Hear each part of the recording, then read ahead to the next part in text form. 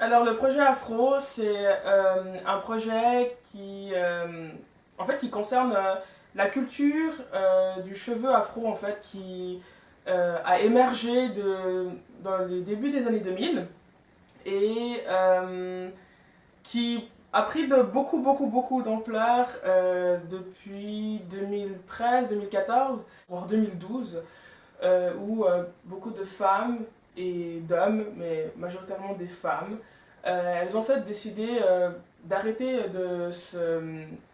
d'altérer en fait leur texture de cheveux par des produits chimiques ou par le lissage de tous les jours, et en fait d'assumer leurs cheveux bouclés, frisés et crépus, et donc la forme de leurs cheveux au final. Du coup, ben, je voulais en parler parce que je me suis lancée dans cette aventure capillaire et j'ai réalisé qu'en fait, c'était beaucoup plus qu'une question de cheveux.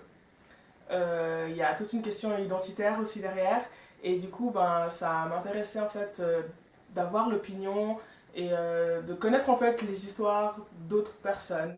Et je me suis dit, mais enfin, ce serait intéressant de faire un reportage où enfin, on interviewerait, donc Valentina et moi, on interviewerait des personnes, hommes comme femmes, sur en fait le rapport qu'ils ont à leurs cheveux afro et ce qui les a en fait poussés en fait à assumer, à embrasser en fait ces cheveux-là qui pendant très longtemps avaient été considérés comme pas professionnels, pas beaux, enfin le fait qu'ils ne ressemblent pas à un cheveu lisse, que c'était très problématique. Donc enfin, vraiment le but c'était en fait de connaître en fait les histoires de ces personnes et de découvrir en fait leur rapport par rapport à leurs cheveux afro.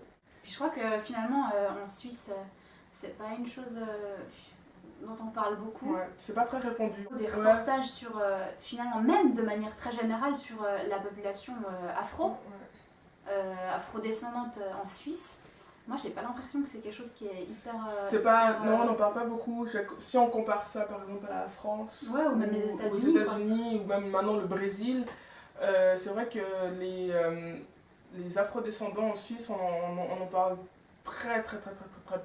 En tout cas, voire pas du tout. Enfin, en tout cas, moi, j'ai de la peine à tomber sur des articles qui parlent de ce genre de choses, étant donné que je suis. Suisse, ouais, niveau suisse.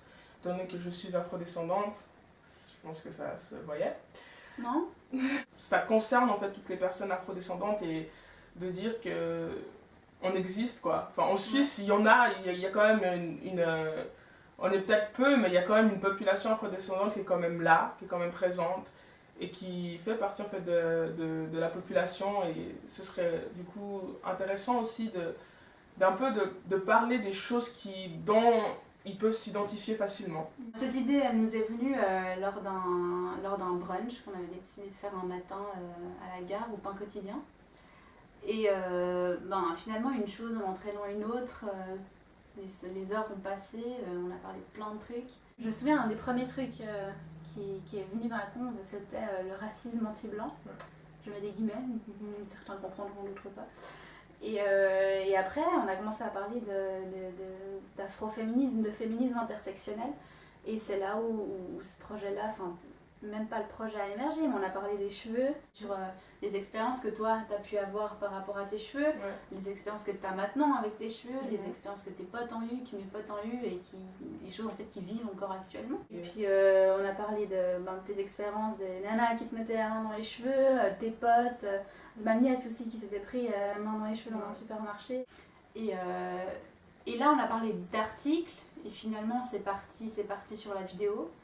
Et voilà, on a décidé de collaborer sur ce projet parce que je crois qu'on s'est pas mal entendu par rapport à nos idées, par rapport à nos convictions, par rapport à nos valeurs et aux choses auxquelles on s'intéresse. Après le projet vidéo, je sais pas pourquoi le projet vidéo, je pense que c'est plus dynamique un projet vidéo. Ouais, c'est beaucoup plus dynamique un projet vidéo, et je trouve que c'est beaucoup plus authentique. Je voulais que les gens qui regardent en fait, qui vont regarder cette chronique, ils aillent en fait directement la vie. On voulait en fait en gros que ça touche le plus de monde possible, que ce soit des personnes afrodescendants ou des personnes même blanches ou asiatiques. À toutes les personnes, on leur a posé les mêmes questions, et puis comme elles avaient une approche différente par rapport aux questions ou par rapport à leur expérience, ben, ça variait aussi la longueur des réponses, et on peut avoir il y a certaines personnes qui prenaient genre 40 à 1 heure pour répondre, d'autres ça a pris que 20 minutes, donc au final, de devoir aussi retranscrire tout ça, ça aurait pas été... Enfin, la retranscription, elle est pas aussi authentique que quand on a la vidéo directe. Parce que la retranscription, on va faire en sorte que ce soit non plus pas trop long. Moi, j'ai beaucoup plus de plaisir à regarder une vidéo sur peu importe le sujet, que de devoir lire toute une interview à chaque fois.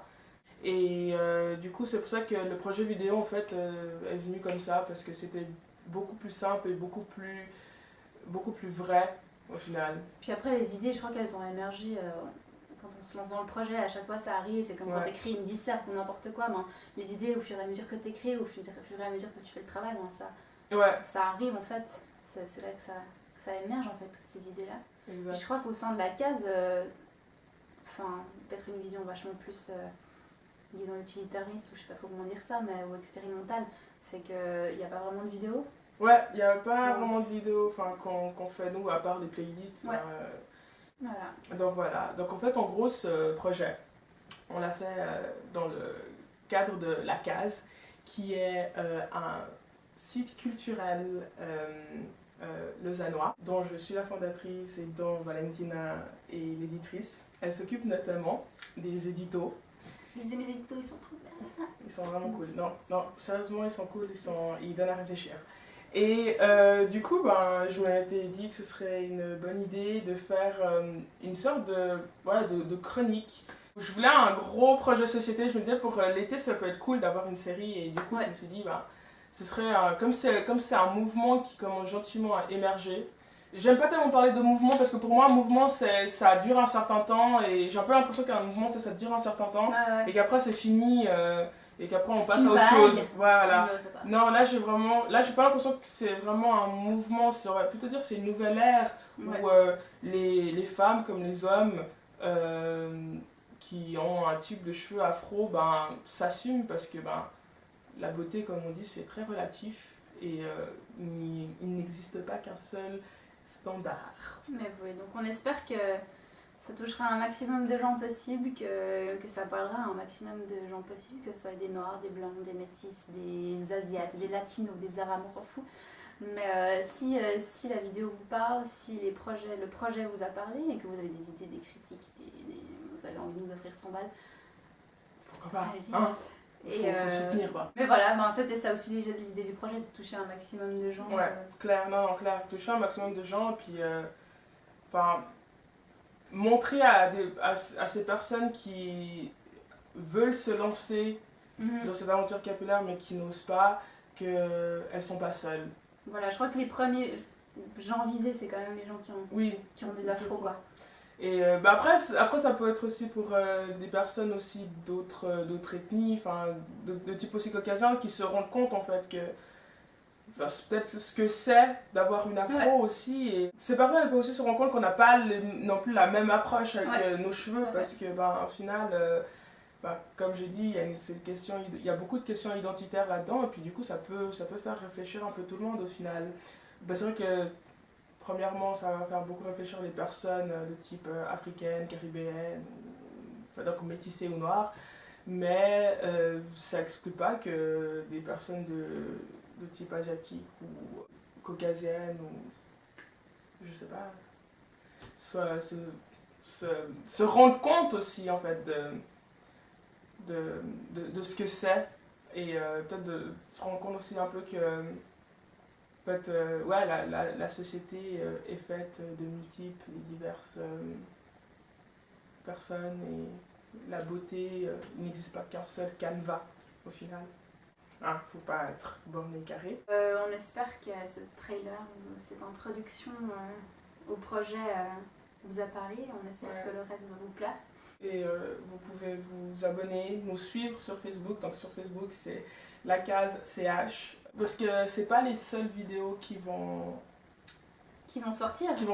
On a plein d'autres projets. Voilà, et si vous avez des idées de projets, mais n'hésitez pas. Écrivez-nous, vous pouvez nous écrire à lacase.ch@gmail.com. Voilà. Bye bye. Soutenez-nous. Ouais. Hein, c'est local.